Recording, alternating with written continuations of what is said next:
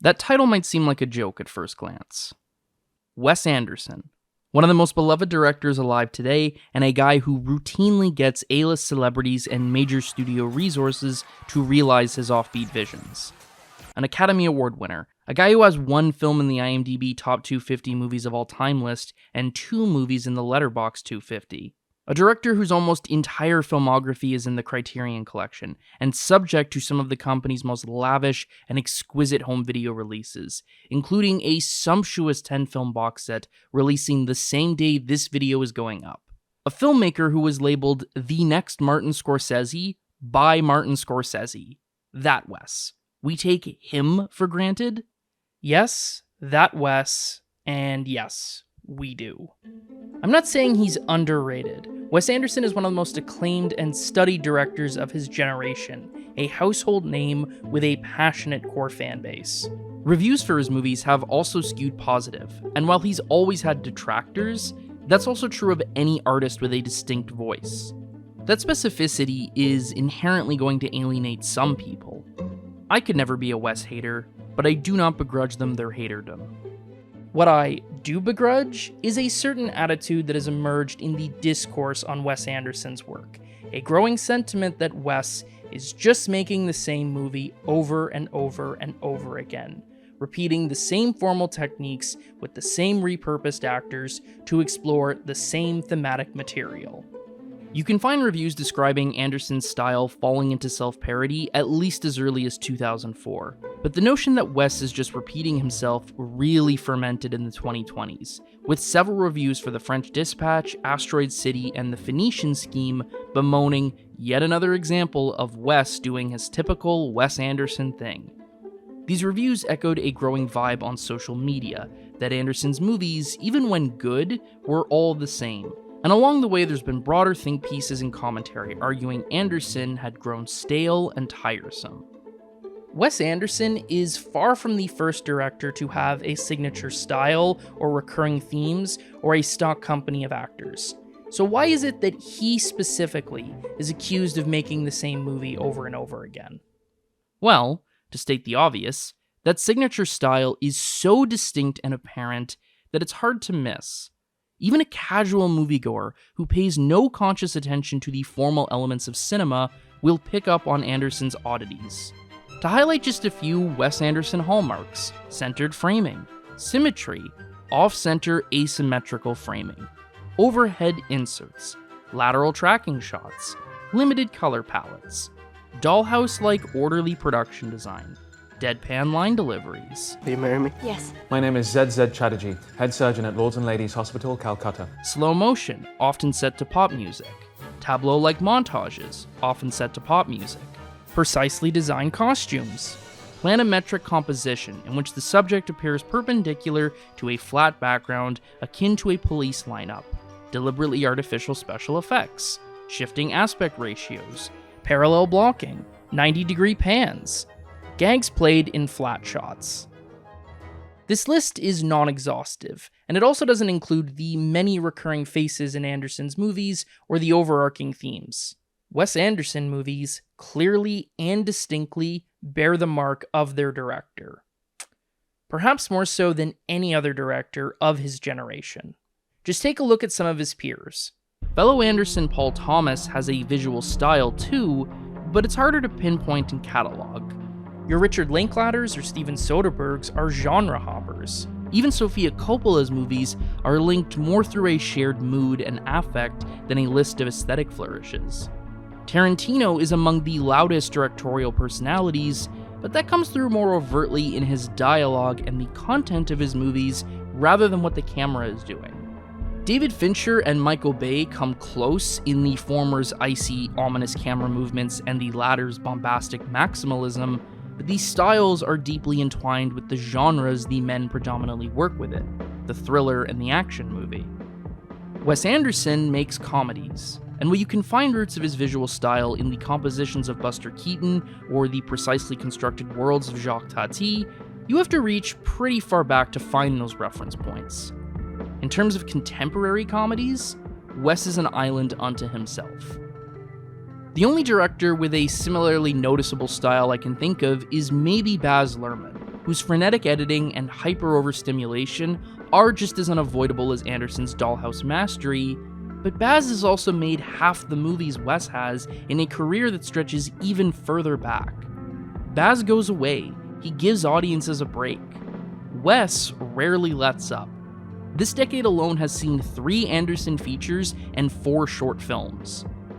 The backlash against Wes Anderson is in part a byproduct of just how unavoidably noticeable his style is. So recognizable, Wes has become arguably the most parodied director of the last 30 years.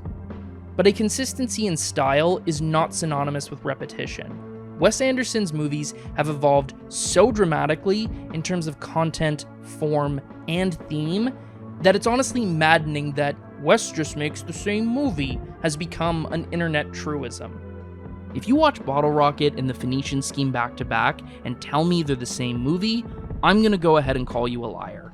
In a previous video, I likened Anderson's filmography to the elaboration of a dollhouse, each new film marking an expansion in design as the dollhouse became more artificial, more a product of imagination than a reflection of a real world. Anderson's early films, though, still have a foot firmly planted in that real world, especially Bottle Rocket. Hints of Anderson's formalism are already taking shape, but they're far from fully formed, and he's also shooting on location in Texas rather than on his own highly detailed constructed sets. Most of the film's quirk extends not from its world, but from its characters, these misfit youths trapped in Arrested Development and playing pretend career criminals. This kind of naive, adolescent hero returns in Rushmore, but Max Fisher actually can construct a world of his own through his elaborate stage plays. Anderson's formalism is also expanding, including the use of stage curtains to mark the changing months, a structuring device and a sign that the film itself is a theatrical production. These curtains would evolve into the chapter headings in the Royal Tenenbaums, glimpses of a non-existent novel which represents the film itself, qualifying it as a work of imagination. The Tenenbaum household is a meticulously designed set, expressing the eccentricities of the various characters who populate it and the family's broader history. It is also a world unto itself, a kind of pocket universe within the film's larger portrait of a lightly fantasized New York. The Tenenbaums' version of Manhattan is hardly realistic. To highlight an obvious detail, Anderson jettisons New York's iconic yellow taxis for the fictional Gypsy Cab Company. But relative to the film, it feels grounded, as opposed to the heightened quality of the Tenenbaum brownstone. It is the first realized manifestation of the Anderson dollhouse on screen, but one contained within a real-ish world. To borrow from film critic Kent Jones, the Tenenbaum house is a sheltered, semi-exclusive, self-contained universe. Ostensibly, a similar dynamic is present in The Life Aquatic with Steve Zissou. Zissou's ship, the ELPHNT, is another self-contained universe, an elaborate and impossible playhouse which revels in its own artifice and whose crew are a semi-exclusive club. But there's even less of a hint of a real world beyond that clubhouse. The focus is squarely on Team Zissou, on their adventures, struggles, and history. As far as the film is concerned, the ELPHNT may as well be the whole world. And to top it off, the unreality of the film is much more fantastical. For all that Wes style, the Tenenbaums were just kind of weird. A family of eccentrics who wore funny costumes and showed precocious traits and habits at shockingly young ages. Team Zissou are going on full-blown adventures whilst encountering imaginary creatures at the depths of the ocean. The dollhouse has shifted from being contained by the film to becoming the film itself. It's not surprising that Anderson would soon turn towards stop-motion animation. The technique was used to bring Zissou's sea critters to life, and with Fantastic Mr. Fox, it offered a way to quite literally construct a film world whole cloth, in a way Anderson couldn't in live action. Or seemingly couldn't. But then the Grand Budapest Hotel constructed a new dollhouse, more imaginative and wondrous than anything else Wes had made yet, and it did it in live action.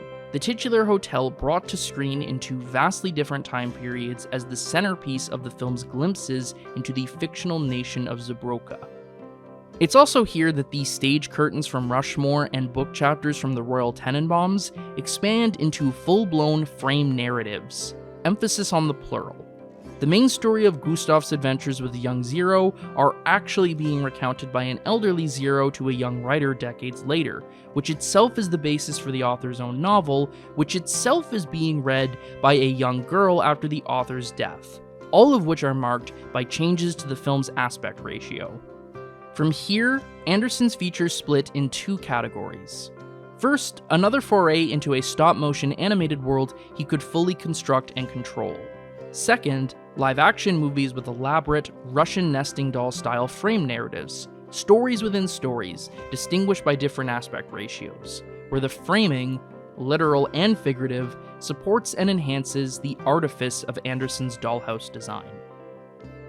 I lay all this out to demonstrate just how absurd it is to say Wes Anderson has been making the same movie for 30 years.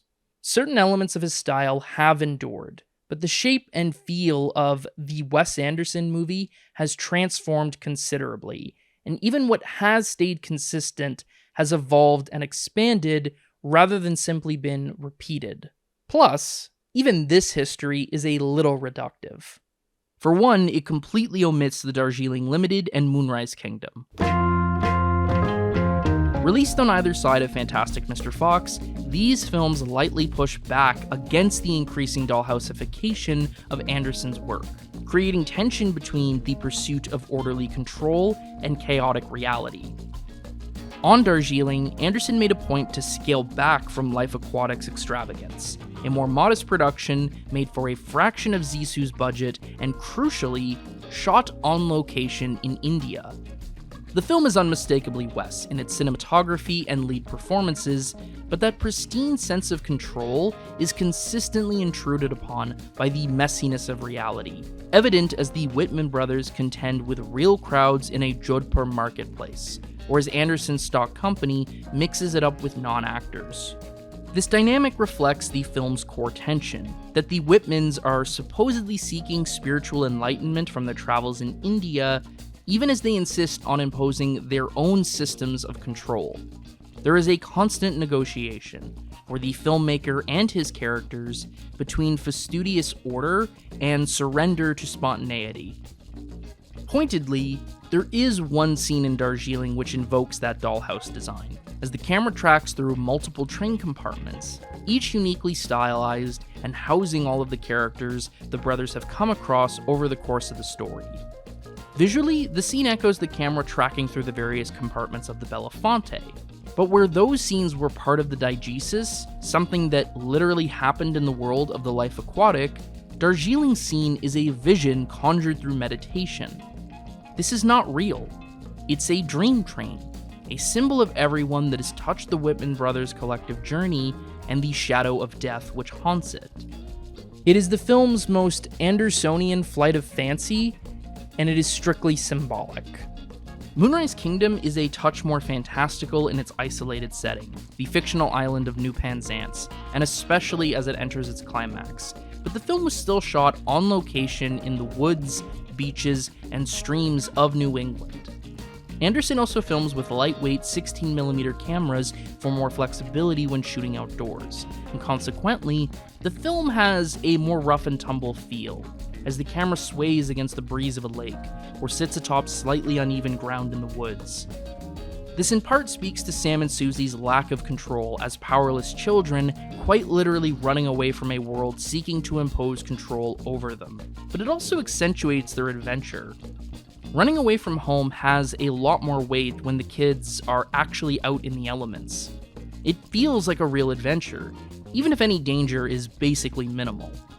There's also this frankly infectious sense of childlike play that's delightful to take in. A lot of Anderson's movies are bound by the make-believe of kids, or of adults who are functionally still kids at heart, but the sense of outdoorsmanship gives Moonrise Kingdom a unique dimension. And even when Anderson's films have fully embraced the dollhouse, there's still variation. A cursory glance might suggest that Anderson has been coasting since the Grand Budapest Hotel, repurposing the same elaborate nesting doll frame narratives in The French Dispatch and Asteroid City. but closer analysis reveals a more complicated picture. In Budapest, the frame narratives are distinguished by aspect ratio. The present day in a widescreen 1.85 by 1, which encompasses the entire frame. The 80s with the same proportions, but a slightly smaller image. The 1960s in a narrow ultra-wide screen, and the 30s in the squared Academy ratio. Not only does the present-day frame size encompass all others, just as the story of the girl reading encompasses all ensuing stories, but the ratios also correspond to the eras each narrative is set within. The Academy ratio was the norm in the 30s. Ultra-widescreen was popular with the Euro arthouse films of the 60s and 70s, and the less narrow 1.85 by 1 widescreen a standardized default for movies from the 1980s through to the present day. It's a system as refined and orderly as Monsieur Gustave's management of the titular hotel. Every segment is sized perfectly and kept neatly in its place. And it's this system that the French Dispatch completely blows up. Broadly, the film still uses film format to distinguish its stories, with the frame narrative set within the paper's offices, filmed in color, while the three main stories of the anthology are shot in black and white. But Wes breaks this rule all the time. A scene will suddenly shift to color or change aspect ratios if it feels right for a moment or shot, and then switch back a cut later. Even the frame stories are splayed out more chaotically than Budapest's straightforward stories within stories. Each segment represents an article from the titular French Dispatch, republished in the wake of the death of editor Arthur Howitzer Jr. But stories 1 and 3 are further framed by their authors retelling the stories to live audiences, a pattern which does not extend to middle chapter revisions of a manifesto. Asteroid City's visual distinctions are more rigidly maintained. The frame story about the creation and staging of the fictional Asteroid City play is presented as a TV broadcast in black and white and the Academy ratio, while the play itself is presented in bright colors and ultra widescreen. On the surface, pretty orderly, but already there are discrepancies not present in the Grand Budapest Hotel. While the 4x3 shape and black and white for the TV segments is accurate to television broadcast in the 50s, the play within the film does not resemble a stage play at all. In fact, the ultra-widescreen presentation stresses the cinematic quality of the material. The framing evokes the CinemaScope superproductions Hollywood made in the 1950s, specifically to compete with television. But such a format suggests a tension between stories rather than the ease and harmony of the Grand Budapest Hotel. Something further stressed by the inability for the frames to fit inside each other the way Budapest could. And that tension starts to become more apparent as the film goes, when the host of the frame narrative pops up in the main story, just as confused by his presence there as we are. At the play's climax, protagonist Augie Steenbeck walks off the production and into the frame narrative to express his confusion with the material. Then Augie meets the actress who would have played his deceased wife in a cut scene, and then they perform the scene. I hope it comes out. And I say, all my pictures come out. And at this moment, where the boundaries between frame narrative and main story are almost completely erased, Anderson breaks his visual dichotomy and uses color in the frame story. More than just that, though, he uses a series of Dutch angles, an off-kilter framing that is striking in a normal movie, but virtually unheard of in Anderson's body of work. The instability of the French Dispatch and Asteroid City's frame narratives corresponds to each film's elusive emotional core. For all the Grand Budapest Hotel's elaborate design and thematic richness, the core of the film is the story between Zero and Gustav, and at least one result of the nesting doll structure is to show how that story lives on after them. French Dispatch and Asteroid City are not so clear-cut. The former is presented as a tribute to the deceased editor of the French Dispatch, and we do get a strong sense of his role as a friend and mentor to the staff of the paper, as well as the kind of work said paper favored. But we also get a far stronger sense of the individual writers depicted, of their personalities, styles, and values. This is in part a love letter to the real writers who inspired the film's characters, and it may well be a tribute to the act of writing itself. Anderson is a writer-director, but he virtually always works with a co-writer, or at least develops the story with someone else. The French Dispatch puts a spotlight on the work writers do, not by literally showing that work, for there is little amusement to be had in watching someone type, but by showcasing the stories they tell and their role in shaping them. And maybe that tribute is broader than just writers. Arthur Howitzer can be read as an analog for a film director, coordinating the artistry of dozens and the machinery of a medium to produce a single, cohesive work. The various writer protagonists aren't just writers. They represent all the cast and crew a director relies upon to help realize their work. It's a potent tribute coming from Wes Anderson, a consummate auteur through and through, but also someone whose visions depend upon a cohort of talented and trusted collaborators. And just as Howitzer speaks with deep affection for his writers and fights to make sure they all make it to the page, Anderson loves his team. He certainly made a point to continue working with the same people time after time, and if you listen to any of his commentary tracks, he has nothing but praise for the people he works with. With the French Dispatch, that praise spills out onto film. Plus, who better a Wes analog than Bill Murray, the man who starred in more Anderson films than anybody? Asteroid City is trickier still. In fact, it's easily Anderson's densest and most confounding film yet. The core of the story would seemingly be the plot of the play within the film, Augie Steenbeck's grief following the death of his wife and strained relationship to his children, particularly Woodrow. That's the most developed thread of the film, and it's also the crux of the climax and the epilogue. But then again, the play within the film is a fiction. I mean, obviously it's a fiction, it was invented for the movie, but even within the diegesis of the film, Asteroid City is not a real play. The TV announcer tells us this from the start. Asteroid City does not exist. It is an imaginary drama created expressly for this broadcast. So if the play isn't real, maybe the real core of the film is the playwright, Conrad Earp, and the grief Conrad's death brings not to Augie Steenbeck, but to Jones Hall, the actor playing Augie and a lover of Conrad's. But is there actually a distinction between them? You didn't just become Augie, he became you. It's telling that the opening and closing credits only list the names of the characters from Asteroid City the play, and not the actors from the TV broadcast. It's not Jason Schwartzman as Augie Steenbeck / Jones Hall. It's just Jason Schwartzman as Augie Steenbeck, as if they are one and the same. It's also significant that the actors in the main story and the frame narrative are all listed together, unlike in the French Dispatch, where the leads are siloed in their own story. There's also this telling slip of the tongue. Oh, it's you, the wife who played my actress. The boundaries between real and artifice are thinner than ever, and the result is a kind of deconstruction of how Anderson tells stories. And really, how stories function at all. Layers of pretending to express an emotional truth. Augie Steenbeck is no more or less real than Jones Hall. Both are constructs for exploring grief, for communicating the need to go on, even when life is hard, even when it doesn't make sense. It doesn't matter. Just keep telling the story. I'm reminded of a quote from Ian Nathan's book on Wes Anderson. Everything feels fake but the feelings.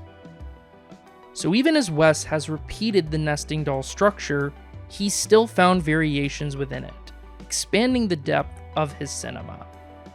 And even this doesn't give the full picture. Another thing my timeline of Anderson's feature films leaves out is his latest, The Phoenician Scheme. Released just this summer, the film significantly deviates from the elaborate frame narratives that have marked Anderson's recent films. There's still some play with presentation format, with the afterlife scenes shot in black and white, but the narrative is a linear tale of industrialist Zsa Zsa Korda pursuing a high-risk scheme to swindle his partners while mending his relationship to estranged daughter Liesel. After devising increasingly complex structures, The Phoenician Scheme is a straightforward comedic romp. I mean, it's also a story about a man caught between life and death, punctuated by afterlife scenes which portray an ethereal plane that is entirely new to the director's toy box, but it shows Wes stepping away from the nesting doll frame narratives. Ideologically, the film also marks an interesting evolution. From the jump, Anderson's movies have portrayed a class envy, characters who yearned for a life beyond their own means, for the privilege and status of wealth. But then his characters achieved it, and it didn't matter. Let me ask you something. Why would a review make the point of saying someone's not a genius? You think I'm especially not a genius? The Whitman brothers remain racked with insecurity. Gustav managed to climb from rags to riches and the peak of refined cultivation, only to be murdered by fascists for refusing to comply. With the Phoenician scheme, and also the Roald Dahl short The Wonderful Story of Henry Sugar, Anderson concludes that the pursuit of wealth is a hollow one. More than hollow, it's actively immoral. Zsa Zsa is not just another bad West dad in the tradition of Royal Tenenbaum or Steve Zissou, he's actively horrible, having built his empire atop grotesquely unethical practices. The only ethical solution, then, is to tear it all down, to give it away.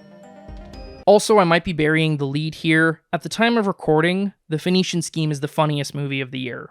Not Friendship, not The Naked Gun, The Phoenician Scheme. Literally within seconds, I was laughing my head off. Even the claims that Wes Anderson repeats the same formal choices are overstated. For all that has stayed the same about his style film to film, much has also changed. To state an obvious example, music. Longtime Wes heads will no doubt remember that Anderson's movies used to be packed with needle drops, especially of popular rock music from the 60s and 70s. But since Moonrise Kingdom, those tunes have receded considerably. He'll still use the odd needle drop here and there, but his soundscapes are now far more dominated by classical-style orchestrations and original scores from Alexander Desplat. That changes not just the sound of music in Anderson's films, but also the function. Needle drops were a form of punctuation, a way to underline or emphasize a key moment. But the scores in Anderson's movies since Moonrise have become less tangible yet more pervasive, stretching out through the whole of a film rather than isolated to scenes or moments. Music is most certainly the most dramatic change to Anderson's aesthetic over the course of his career, but it's far from the only one. A lot of those core Andersonian traits only developed with time. Shifting aspect ratios didn't become a thing until the Grand Budapest Hotel.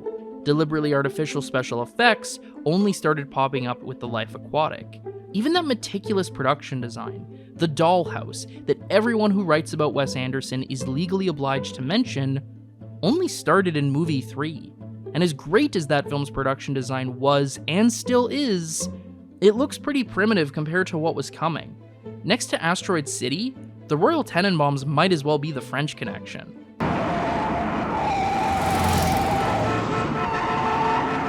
Oh, I guess it really is the French Connection. We also shouldn't overlook just how effective familiarity can be as a storytelling tool.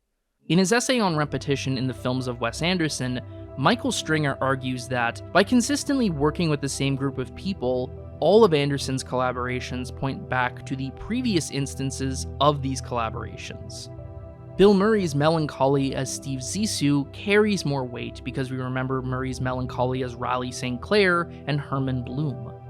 Josh Larson notes something similar in his Letterboxd review of The Darjeeling Limited, asking if anyone else pictures Gene Hackman's Royal Tenenbaum, another absent father, when the Whitmans discuss their late father, an especially apt point given Angelica Houston's role as a wise matriarch across both films. But my favorite example of the intertextual Anderson cast member is Jason Schwartzman. I'm sorry, did someone say my name? Schwartzman made his introduction to the movies, and not just Wes movies, but movies period, as Max Fisher in Rushmore, an overzealous teen hero, equal parts young genius and insufferable brat. He'd continue to pop up in roles of various sizes in Anderson's movies, most recently as Augie in Asteroid City. 25 years on from Rushmore, and Schwartzman is a far cry from the teenage wonderkind. Now creeping up on middle age, but still an actor and still grieving, and a father with a wonderkind of his own. There is a sadness in seeing that zip, that spark that made Max so irritable yet also so exciting, fade into Augie's resigned melancholy and soft-spoken regret. But there's also a maturity in seeing the selfish and narcissistic Max grow into an adult, into a father, into someone able to extend grace to others. I realize these aren't actually the same character, and that maybe it's a little silly to link them like this, but I can't help it. Schwartzman still has Max Fisher inside of him, and that connection imbues Augie with an extra weight that simply would not be there if Schwartzman didn't have that history with Wes. And even as I've become increasingly familiar with Anderson's work, his movies still surprise me. There's the afterlife scenes in the Phoenician Scheme, which look like nothing else in his filmography, or the introduction to science fiction to the dollhouse in Isle of Dogs, or the traditionally animated chase scene which climaxes the French Dispatch. There's little things too, like the sudden flashback to the day of the father's funeral in the Darjeeling Limited. The moment doesn't come from nowhere.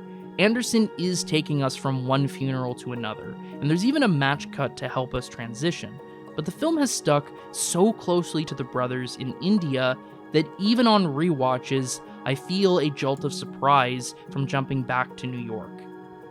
Then there's Asteroid City's climax.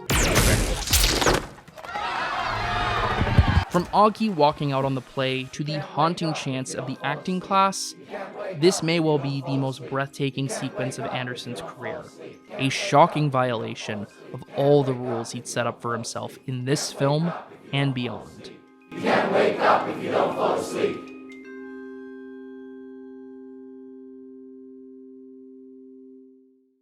And to overlook all this, the transformation of Anderson's movies as they've evolved and expanded over 30 years, the variation Anderson continues to find within the familiar, and the work's ability to continue to surprise, to put forth ideas and images in utterly unexpected ways. To overlook all of this because Anderson uses a lot of symmetry or whatever is incredibly short-sighted. It's also fucking boring.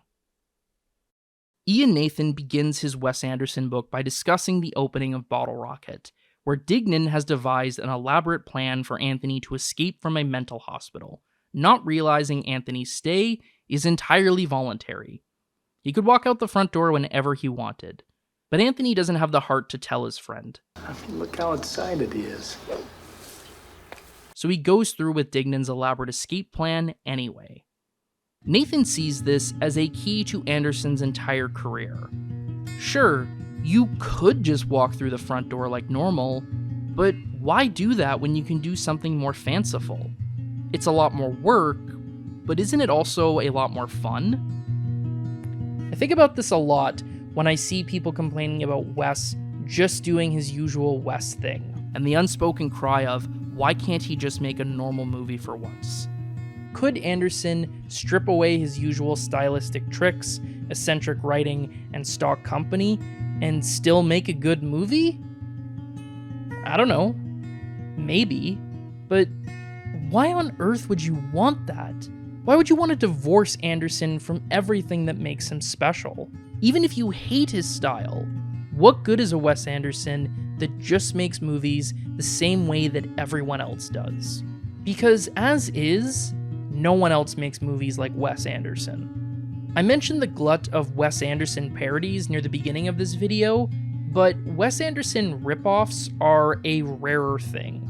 The 2000s saw a collection of quirky comedies that were likely encouraged by Anderson's success and may have even taken some influence, but they weren't really like Wes Anderson, and the distinction has only gotten sharper as his films have become more elaborate. It's one thing to try and do Rushmore, it's another entirely to try and do the Grand Budapest Hotel.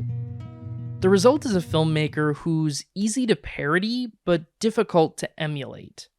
Nobody else is doing it like Wes Anderson, and nobody else ever will.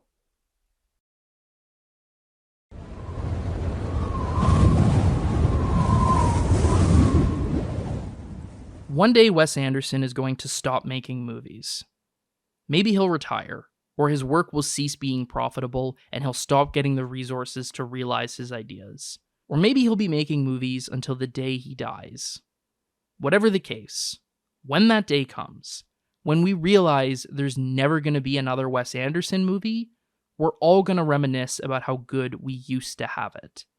We'll remember how delightful Anderson's movies were, and how singular, how great it was that a filmmaker as skilled and imaginative as Wes applied his craft to comedies and entertainments, to movies that were so fun, that a movie like The Grand Budapest Hotel could include a terrifyingly prescient portrait of surrender to a fascist regime and a yearning for a bygone era which may have never really existed, as background to a comedy of manners which itself becomes a madcap caper comedy. Or that his filmography could be so consistently excellent that a movie as formally assured, entertaining, and laugh-out-loud funny as The Phoenician Scheme could be described as mid-tier Wes. Or that movies as stirring as The Darjeeling Limited and as creative as The Life Aquatic with Steve Zissou could be the consensus picks for these so-called bad Anderson movies. We can wait to appreciate Wes when he's gone, or we can take stock of what we have right now. My advice: enjoy it while it lasts.